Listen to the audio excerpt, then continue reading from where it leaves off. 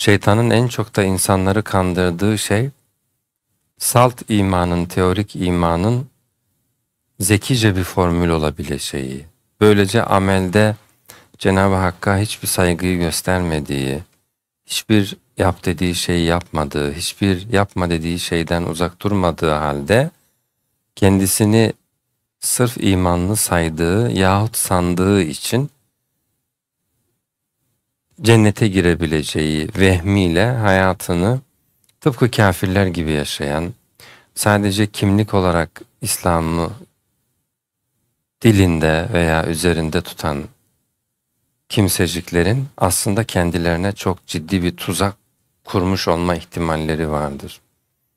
Bu tuzak onları bir zaman sonra imanlarından mahrum bırakacak, o çok güvendiklerini sandıkları imanlarından yoksun bırakacak ve ebedi cehennemlik kılması muhtemel bir tuzaktır.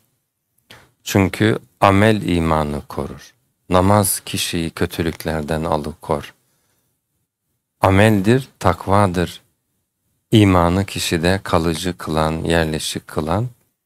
O bakımdan kim bilir belki de salt iman sahibi, takvası hiç olmayanların imanlarını da zaten kaybettikleri için cennete sadece ve sadece muttakileri dahil etmeyi Cenab-ı Hak bu yüzden anmış olabilir.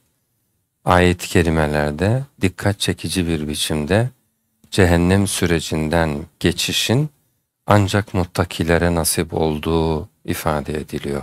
Eğer kişi iyilikler ile donanmaz ise kötülükler böyle kötü şeyler gibi insanı kuşatır. Olduğu yerde durmaz, bulaşır. Kötü bir radyasyon gibi. İşlenen her kötü fiil kalpte bir leke bırakır. Kella bel rana ala kulubihim ma kanu yeksibun. Kazandıkları o kötü işler kalplerini lekeleyip durdu diyor Cenab-ı Hak. Böyle artırsa hep kötülük yapsa, Cenab-ı Hakk'ın emirlerine, yasaklarına hiç dikkat etmeyen bir insanın kalbi lekelene ne olacak? Karaltı çoğalacak, karanlık artacak. Sonunda o kalpten iman kaybolup gidecek.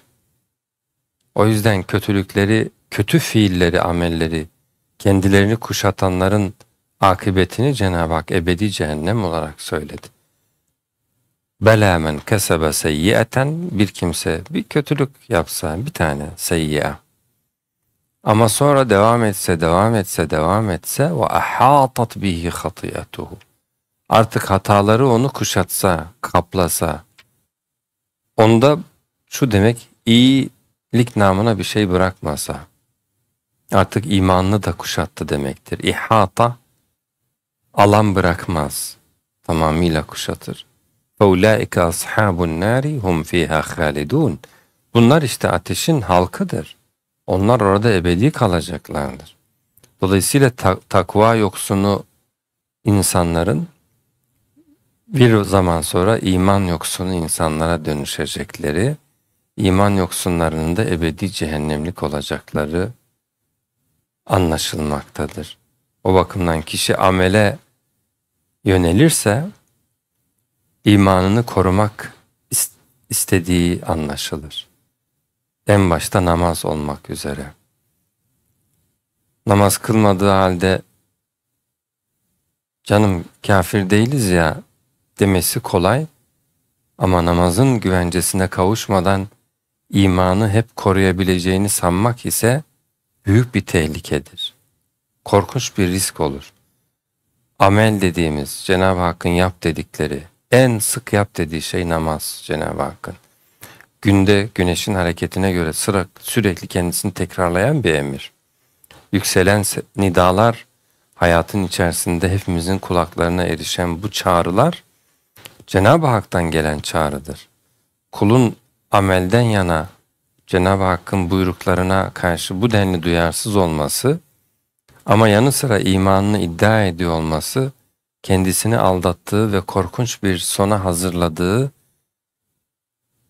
bir aldanma olabilir. O bakımdan bunu düşünmeli. Evet, ben namaz kılmıyorum ama kafir değilim derken Bunu ne kadar, bu çelişkiyi ne kadar sürdürebileceğim? Bir zaman sonra namaz kılmayışım benim hidayetimin karartılmasına ve imanımın kaybolmasına yol açabilir mi?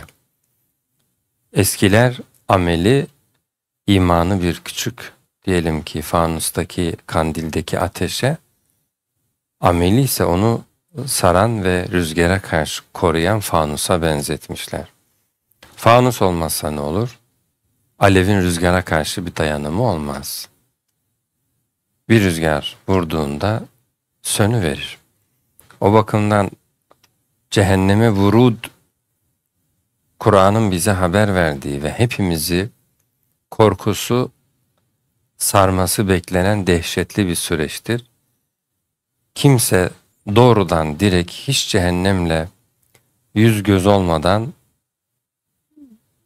cennete giremez. Cehennem süreci en iyilerinden en kötülerine kadar söz konusudur. En iyiler en uzağından ve en hızlı şekilde oradan uzaklaştırılanlardır.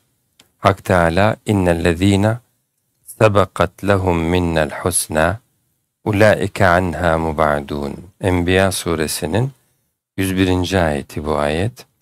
İnnellezîne sebekat lehum minnel husna. O iyiliklerini Cenab-ı Hakk'ın haber verdiği, önden bildiği iyi kimseler. Onlar oradan ulaike anha, onlar oradan mubadun, uzaklaştırılırlar. O süreç onlarda uzamaz. Resulullah'ın böyle ışık gibi bir yıldırım gelip geçmesi gibi oradan çabucak gelip geçenler, en hızlı gelip geçenler onlardır. Ama onlar bile bir şekilde bu vurudu yaşarlar ki, yani bu yakınlaşmayı, böylece oradan uzaklaştırılabilsinler. Mubadun, oradan uzaklaştırılırlar.